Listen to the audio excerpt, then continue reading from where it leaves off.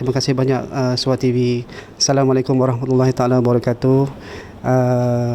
Pertama sekali saya ingin mengucapkan ribuan terima kasih kepada rakan-rakan media yang sudi hadir pada majlis kita pada hari ini lah.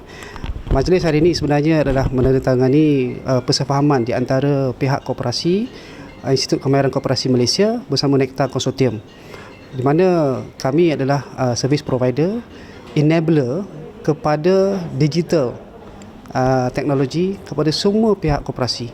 Kita difahamkan ada 14,000 koperasi yang berdaftar di Malaysia.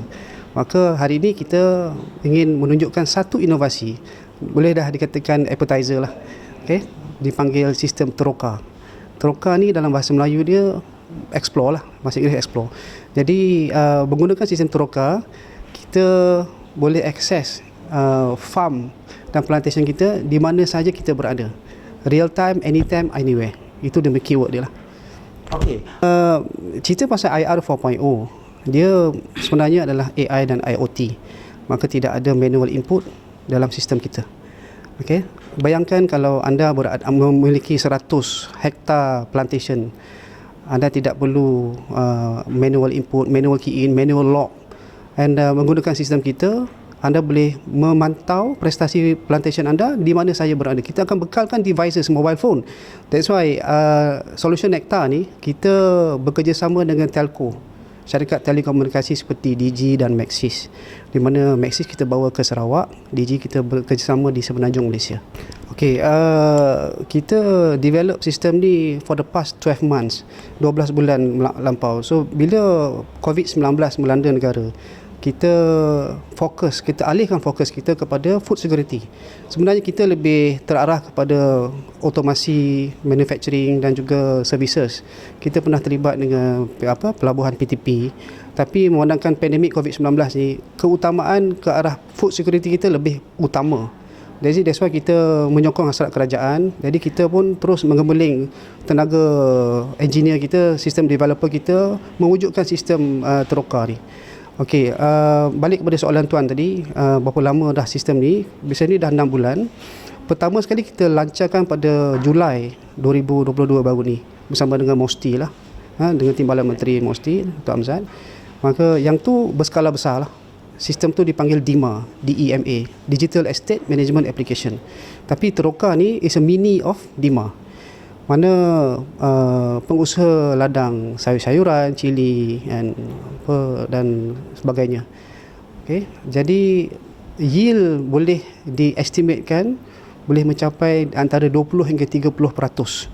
Dan bila hasil tanaman bertambah, maka pemilik ladang lebih terarah kepada benda-benda yang lebih produktif daripada mengembelingkan tenaga pekerja harvest hasil tanaman tu. Sebenarnya koperasi ni komuniti dia besar.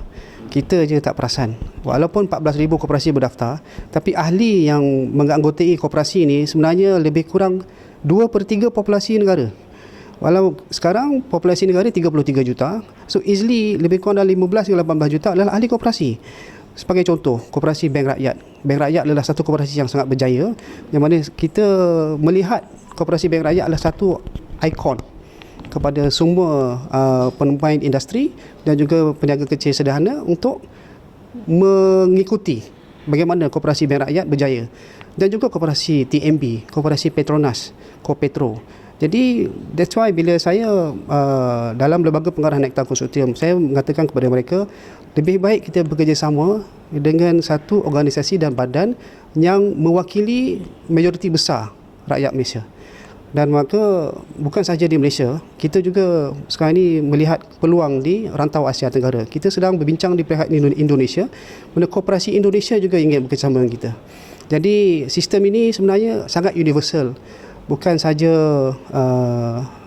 pemilik ladang, pemilik penternakan, malah di mana saja pertanian itu wujud dan food security itu diperlukan, kita boleh gunakan sistem ini. Sebab itu kita panggil ourselves Nectar Consortium. Kita ada 10 rakan teknologi. Kita ada Flander, Siemens, kita ada Maxis, Digi, kita ada SMW, Moto. Sebab bila kita membangunkan satu sistem, kita akan memanggil specialist, pakar-pakar teknologi partner kita untuk bekerjasama. Jadi bila kita melihat contohnya bidang retail, kan, retail mungkin telco tidak diperlukan, mungkin hanya macam Siemens dan Flender sebagai contoh. Jadi kita ada persefahaman yang sangat baik di antara rakan teknologi, di mana bila setiap portfolio dan setiap projek itu kita customizekan berdasarkan keperluan stakeholders dan keperluan customer kita. Sebab itu tuan melihat bila satu sistem yang diperkenalkan oleh Nectar, kita buat secara universal. Contohnya macam untuk sistem ladang koperasi, kita panggil our system Teroka.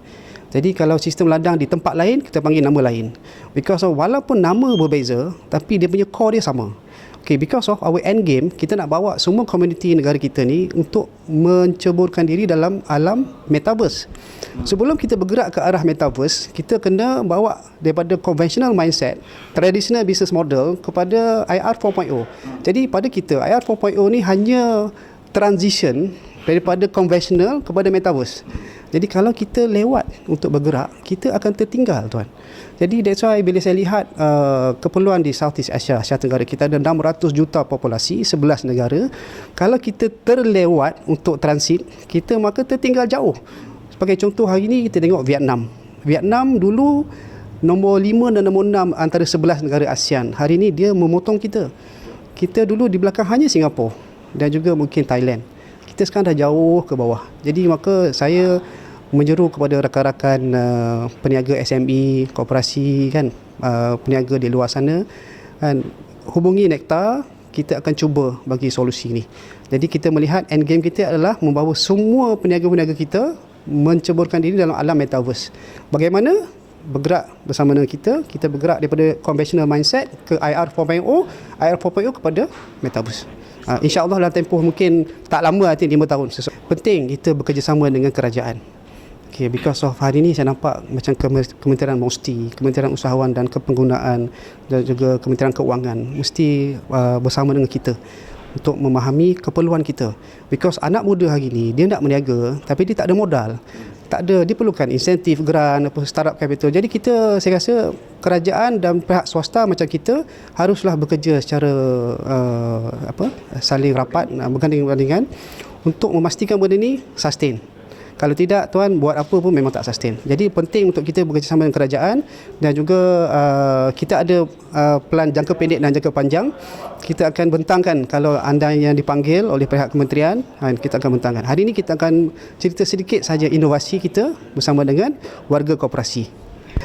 Tuan-tuan dan puan-puan boleh lihat our website www.nectargroup.my and then boleh dalam website tu semua ada contact person, email, dan kita akan hubungi kembali siapa yang bertanya tu dalam tempoh 24 jam lah.